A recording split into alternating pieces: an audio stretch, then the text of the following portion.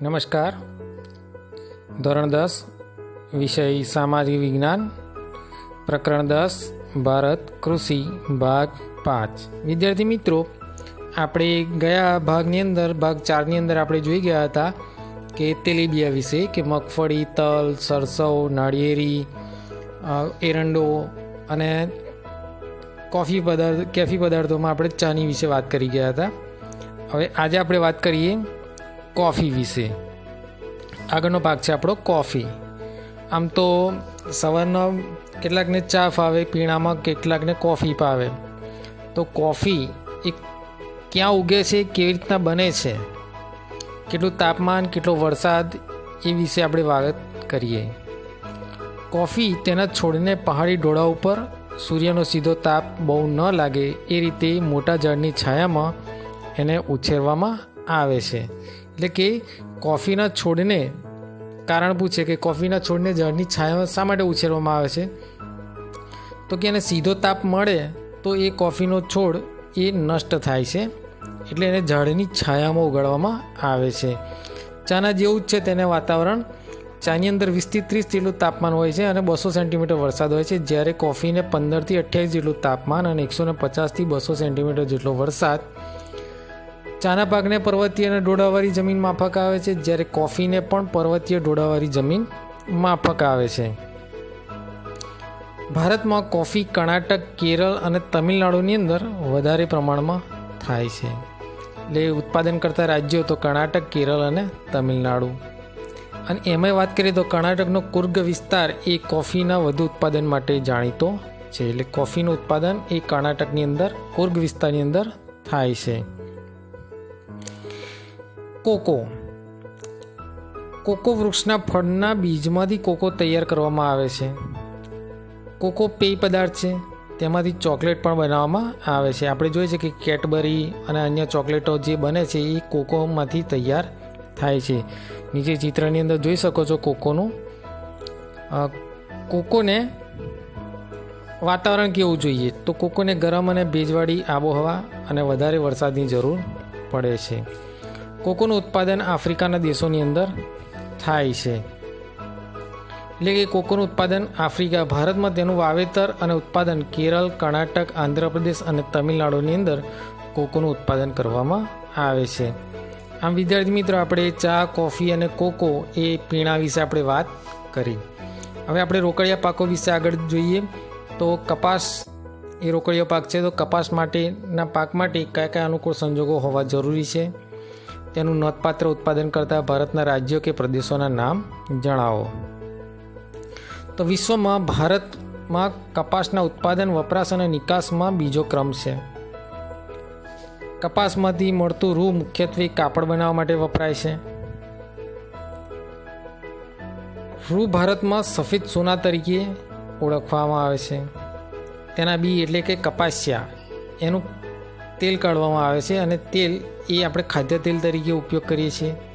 અને જે કપાસિયા વધે છે એ દૂધાળા પશુઓના ખાણ તરીકે વપરાય છે. કપાસ એ ખરીફ પાક છે.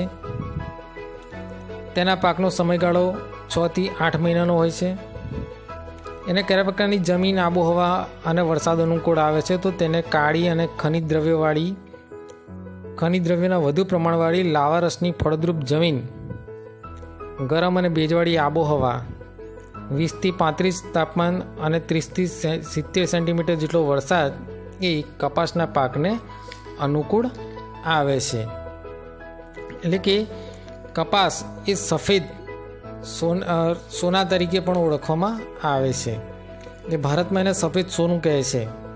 આપણા ગુજરાતના મોટાભાગના વિસ્તારોની અંદર આ કપાસનો પાક લેવામાં આવે છે. એની અંદર લાંબો સમય ભેજ સંગ્રહી શકે તેવી જમીન તેને વધુ અનુકૂળ આવે છે. તેને હિમથી નુકસાન પણ ક્યારેક થતું હોય છે.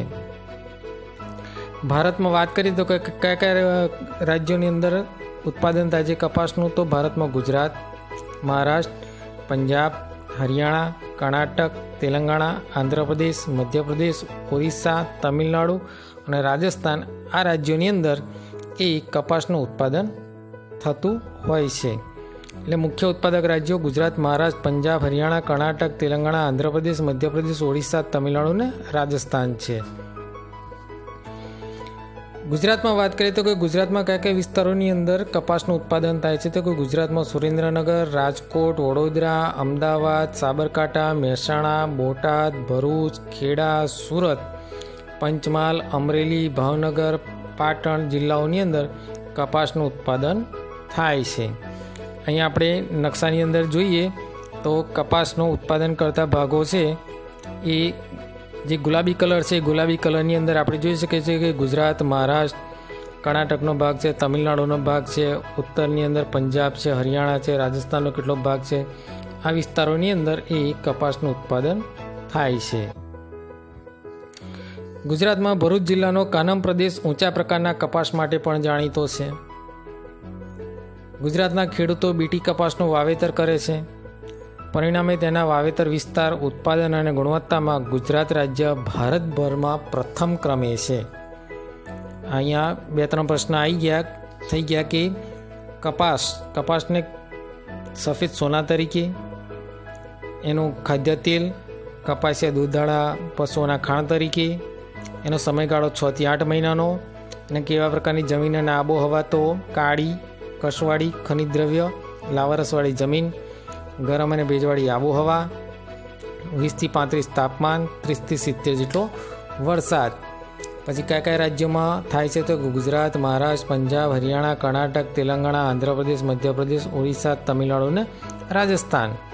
ગુજરાતના કયા વિસ્તારોમાં તો સુરેન્દ્રનગર, રાજકોટ, વડોદરા, અમદાવાદ, સાબરકાંઠા, મહેસાણા, બોટાદ, ભરૂચ, ખેડા, સુરત, પંચમહાલ, અમરેલી, ભાવનગર, પાટણ જિલ્લાઓમાં કપાસનું ઉત્પાદન થાય છે.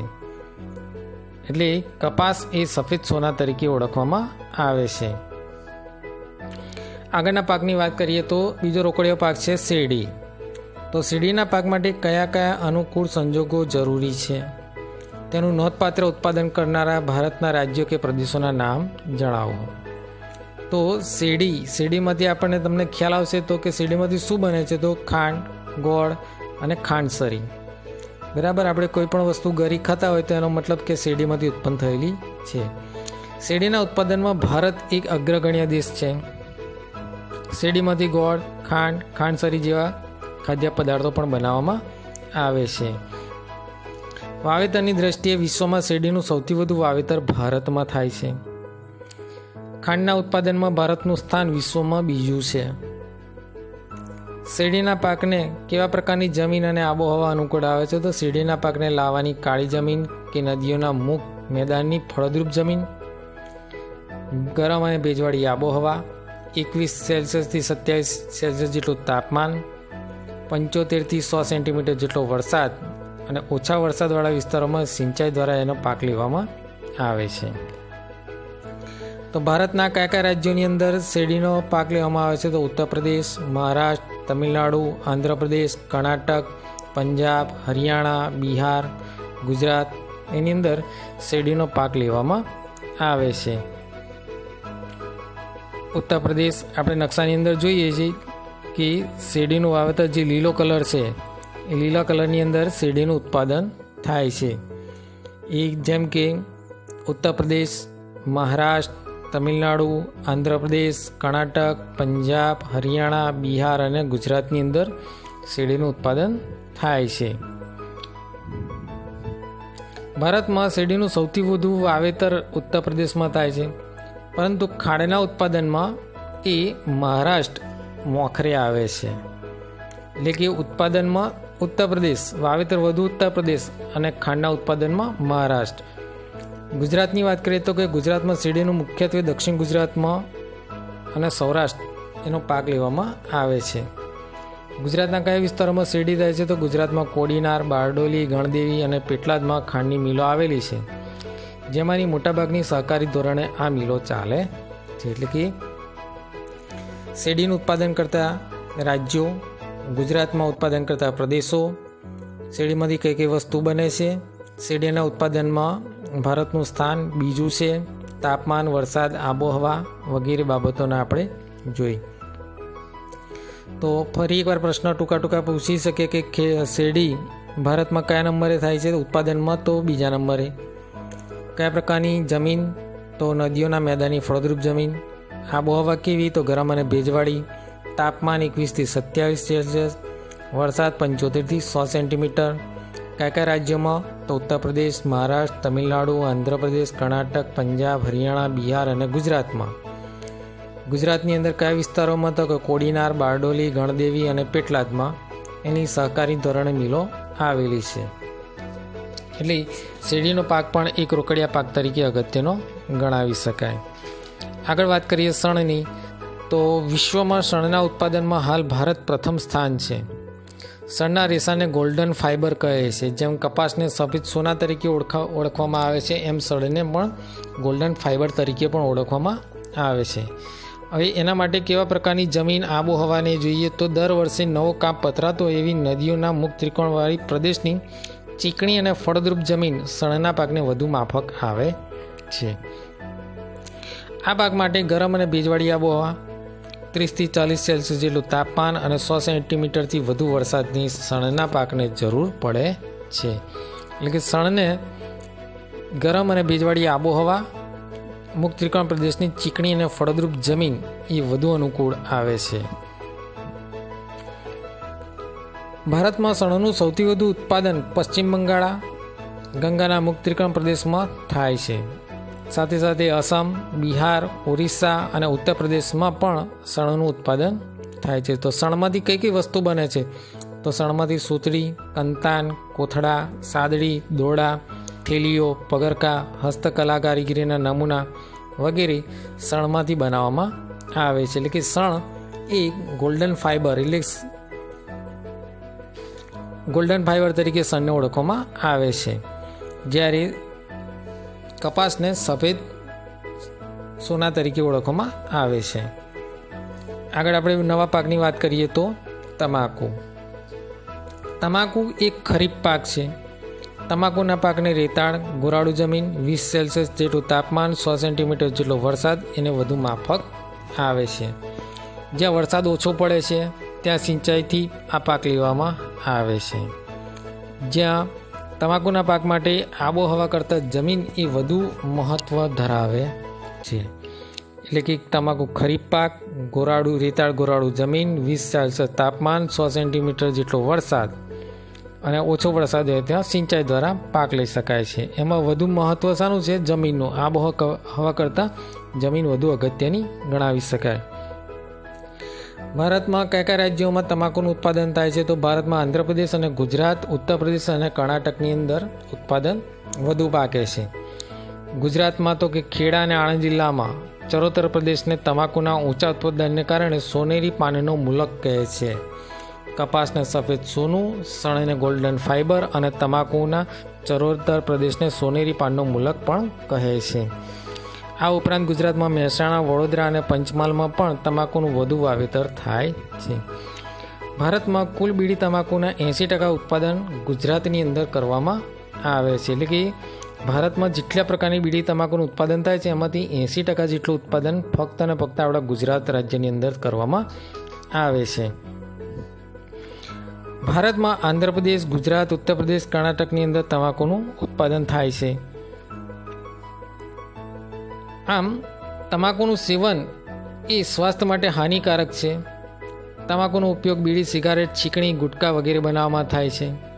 તમાકુનું સેવન સ્વાસ્થ્ય માટે હાનિકારક હોવાને કારણે ભારતમાં સિક્કિમ રાજ્યએ તમાકુના અને ગુટકાના સેવન પર સૌ પ્રથમવાર પ્રતિબંધ મૂકેલો છે. આગળના પાકની વાત કરીએ તો રબર.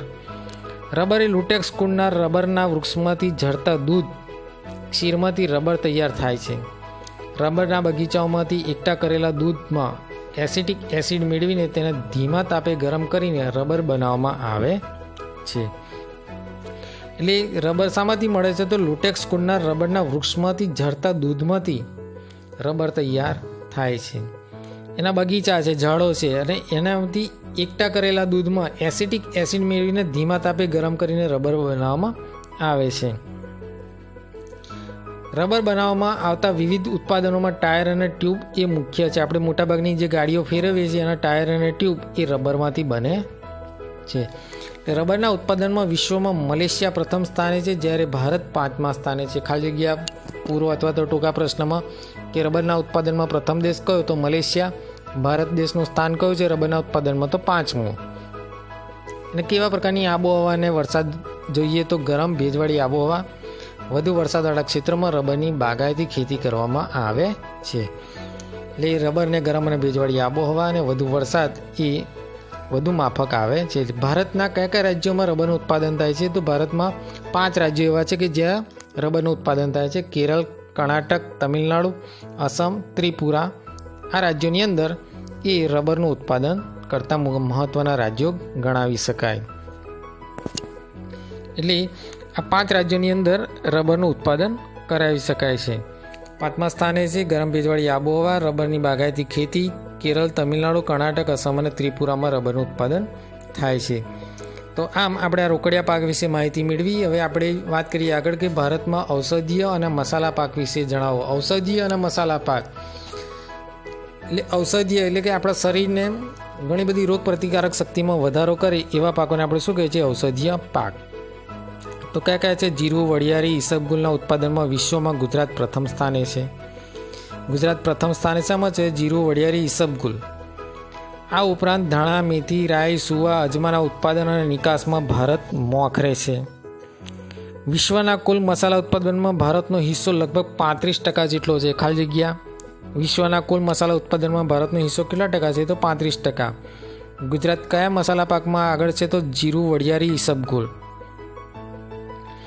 ભારતમાં કાળા મરી, તજ, લવિંગ વગેરેની માંગ દેશ વિદેશની અંદર ખૂબ જ રહે છે. આપણે જોયું હતું કે યુરોપના લોકોએ ભારત તરફનો નવો જળમાર્ગ શોધવાની જરૂર પડી સાથી, તો આપણા મરી મસાલાના તેજાનાને કારણે યુરોપના લોકોને વધારે ત્યાં માંગ રહેતી હતી, એટલે નવો જળમાર્ગ શોધ્યો. ગુજરાતમાં અશ્વગંધા, તુલસી, કરિયાતો, મીંડીઅવળ, સફેદ મૂસડી, મધુનાસિની, અશોક, ગરમર, લીંડી પીપર, ગળો, કુંવરપાટું વગેરે ઔષધીય પાકો તેમજ સુગંધી પાકોમાં પણ ઉત્પાદન કરવામાં આવે છે. સુગંધી પાકોની વાત કરીએ તો ફુદીનો, મેન્થોલ, પામ રોઝા, લેમન ગ્રાસનો પણ સમાવેશ કરવામાં આવે છે. એટલે કે આ બધા ઔષધીય અને મસાલા પાકો જોવા મળે છે. આગળ આજે આ ભાગનો છેલ્લો મુદ્દાની વાત કરીએ આપણે, તો ભારતમાં ફળો અને ફૂલોની ખેતી વિશે જણાવો. તો ભારતની અંદર આ પણ એક ખેતી કરવામાં આવે છે જેના દ્વારા લોકો આવક મેળવી શકે છે. વિશ્વમાં ફળોના ઉત્પાદનમાં ભારત ચીન પછી બીજા ક્રમે છે. એમાં પણ આપણે બીજા લગભગ મોટાભાગના પાકોમાં ભારત એ બીજા ક્રમે આવે છે, શેરડી સિવાય. ભારતમાં કેળા, કેરી, સફરજન, દ્રાક્ષ, નાશપતી, નારંગી વગેરેની ખેતી કરવામાં આવે છે. કેળા તમિલનાડુ, ગુજરાત અને મહારાષ્ટ્રમાં થાય છે, તો સફરજન જમ્મુ કાશ્મીરમાં અને હિમાચલ પ્રદેશમાં થાય છે. દ્રાક્ષ ઉત્તરાખંડમાં, મહારાષ્ટ્ર અને હિમાચલ પ્રદેશ અને જમ્મુ કાશ્મીર, પંજાબ અને તમિલનાડુ અને આંધ્રપ્રદેશની અંદર તેનું ઉત્પાદન થાય છે. એટલે કે ભારતની અંદર આ ફળો અને ફૂલોની ખેતી પણ થાય છે. કાશ્મીર, પંજાબ, તમિલનાડુ અને આંધ્રપ્રદેશની અંદર પણ એનું ઉત્પાદન થાય છે. ભારતમાં દ્રાક્ષનું ઉત્પાદન માંગ કરતાં ઉત્પાદન ઓછું હોવાથી અફઘાનિસ્તાન, પાકિસ્તાન અને ઓસ્ટ્રેલિયાથી આપણે દ્રાક્ષની આયાત કરવી પડે છે. ફૂલોની વાત કરીએ તો ફૂલોમાં ગુલાબ, જુઈ, મોગરો, ગલગોટા વગેરેની ખેતી પણ આપણે કરીએ છીએ. એટલે ભારતની અંદર ફળો, ફૂલોની ખેતી, ઔષધીય મસાલાના પાકોની ખેતી, રોકડિયા પાકોની ખેતી, સાથે સાથે આપણે વાત કરી કે ચા, કોફી, કોકો જેવા પીણાની વાત કરી. રોકડિયા પાકોમાં કપાસ, શેરડી, શણ, તમાકુ, રબર વગેરે આપણે રોકડિયા પાકો વિશે પણ માહિતી મેળવી.